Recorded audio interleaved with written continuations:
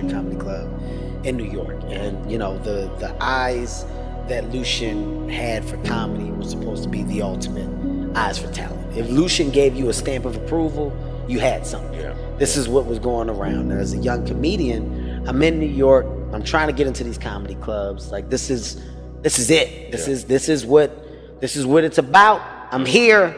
Oh my God. Like, yo, I'm starting to get closer. Yeah. I'm in the city. Uh-huh. Whoa. Whoa. Major step. Yeah. Major win. Come on, Kev. We getting there. Yeah. I landed an audition for the comic strip and for Lucian. Like, there were different levels of the audition. You could audition for Lucian's people, and then Lucian's people would say, okay, now Lucian can come see you. This is somebody he should see. So Lucian didn't have to look at everybody. So you could go through a filter, pretty much. I skipped that because I came highly recommended from some people, from some friends. They set up a time for Lucian to go and see me. I'm nervous. This is a big day, but I'm ready. I get on stage. I kill. Now, my material wasn't great back then. I mean, this is the beginning. Yeah. I'm green, so I'm not talking about much. But I have a good set. Lucian calls me off the stage, calls me to come in his office. This is where he talks to the comedian after the shows. And he tells me, without any pause, hesitation, without any... there was no warm-up. There was no preparation for what he was about to say. He goes... I don't think comedy is for you. Wow. That's the first start. That's how it started. That's how he started. I don't think comedy is for you. I think that you should find something else. I think that you should really look into doing something else, because this isn't it. Yeah. Straight face. I'm not going to use you at my club. No, not you. Thank you. Oh, bro. Sorry. That's it. That's what. So there's no laugh after that. That's you mean that. That's what you're saying. Thank you. Had to get up, go out of his office. Biggest punch in the stomach I took. Wow. Everybody builds this stigma as what you need along your way. Everybody always has something.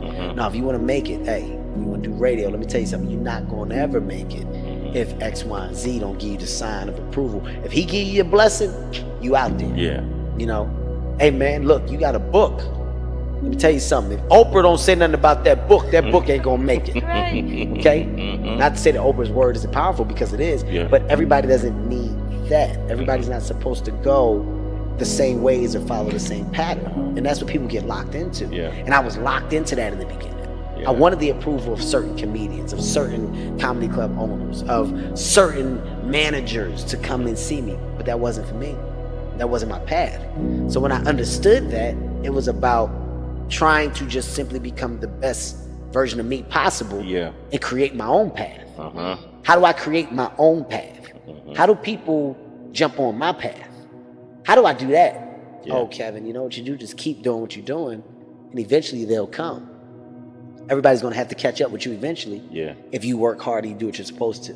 And in this book, I talk about that. I talk about staying true to my journey and my beliefs and my goals, and saying, you know what, the thousand no's that I took prepared me for the one yes. Because when I heard that one yes, I got addicted. Yeah. I don't have to go back to no's. I heard yes one time. I'm about to make these match up. I'm gonna get as many yeses as I had no's. It's about to shift full circuit. But it's information. It's valuable information. Don't give up on the shit you control, man. And here's the crazy thing about me writing a book. I realized that we're living a book. Like, your life is a book. You got chapters in your life. And the reason why I say life lessons, because each chapter, there should be a lesson after that chapter in your life. If something bad happened, what did you learn from that bad mistake? And how did you improve on that to move on to the next chapter in your life and be better? Ultimately, however your book ends, which is your life, you dictate and you determine that. So if it ends bad, that means that you were content with the bad that was going along the way in the chapters. If it ends good, you did that. My dad's is going to end good, simply because he made his mistakes. He was on drugs, put him in rehab, got cleaned up, but now he's trying to be the best grandfather that he possibly can. I have no ill will and desire for my dad to think about the mistakes he's made. Instead, I take care of my dad. Here's your house, here's your car. Go out with a bang. So when it's all said and done, your life is closed with a dope chapter. Yeah. You can say that I made my mistakes, but I survived them. Mm-hmm. Look how it ends. Mm-hmm. You can say that you got to see your son be where he is now. You can say that your son's the father that he is to his kids because of the mistakes that you made. Mm-hmm. So there's positives and the negatives. But you got to be smart enough to find that and flip that.